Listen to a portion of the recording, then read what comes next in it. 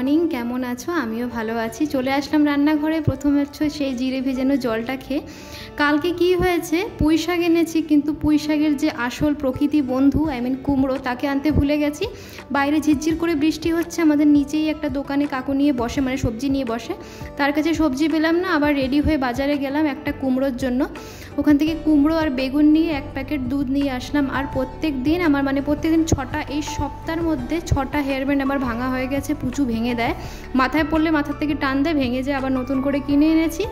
এখান থেকে দুধ এনেছি, আর এনেছিলাম একটা হাফ কুমড়ো।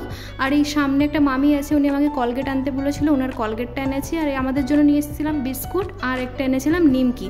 এই নিমকিগুলো না আমার বেশ ভালো লেগেছে, শিবশঙ্করের নিমকি হচ্ছে। এত সুন্দর টেস্ট এই নিমকিগুলোতে যে আমার না 2 দিন না 3 দিন যায়, তারপরে শেষ হয়ে যায়। এদিকে বৌদি ডাল সেদ্ধ বসিয়েছিল, বৌদি মনে হয় উপরে পুচুকে স্নান করে। আমি ডালটাকে একটু সোমভাড়া দিয়ে মিডিয়াম আঁচে রেখে এদিকে পুঁই শাকের জন্য কুমড়ো টুমড়ো যা সমস্ত সবজি ওইগুলো কাটতে বসবো।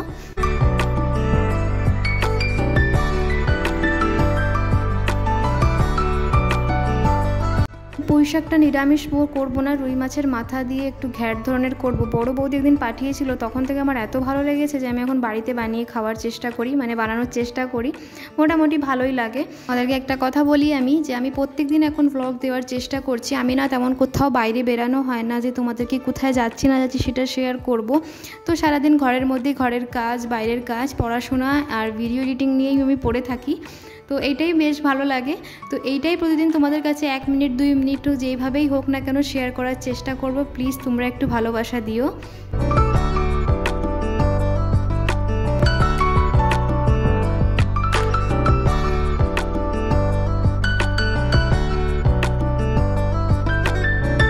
যে রান্নার সমস্ত কিছু রেডি, সাজিয়ে গুছিয়ে নিয়েছি। আশা করি অনেকেরা বুঝতে পারছো। এই যে আমি পুরো সেটআপ রেডি করে নিয়েছি, কিভাবে রান্না করছি তোমরা হয়তো কিছুটা বুঝতে পারছো। হ্যাঁ, ভাবছি মনে মনে একটা রান্নার চ্যানেল খুলবো, সেটা এখনও পুরোপুরি রেডি করতে পারিনি। রেডি করলে অবশ্যই এই চ্যানেলের লিঙ্কটা আমি তোমাদেরকে প্রোভাইড করে দেবো। তোমরা প্লিজ এটি সাবস্ক্রাইব করে দিও। আমার পাশে থাকো, আমার কাজ করার প্রতি একটা মনটাও বসবে, আর আমার মনে একটা জোরটাও আসবে যে না, আমাকে তোমাদের জন্য কাজটা করতে হবে। মনে মনে পরিকল্পনা চলছে রান্নার একটা চ্যানেল খুলবো। তো এখনও একটু 3-4 দিন লেট হবে। আর এদিকে দেখো ওয়েদারটা কি সুন্দর হয়ে গেল। চলো তোমাদেরকে দেখাই আমি উল্টো রথের থেকে কি কি কিনেছি। বেশ টুকিটাকি জিনিস অনেকগুলোই কিনে ফেলেছি।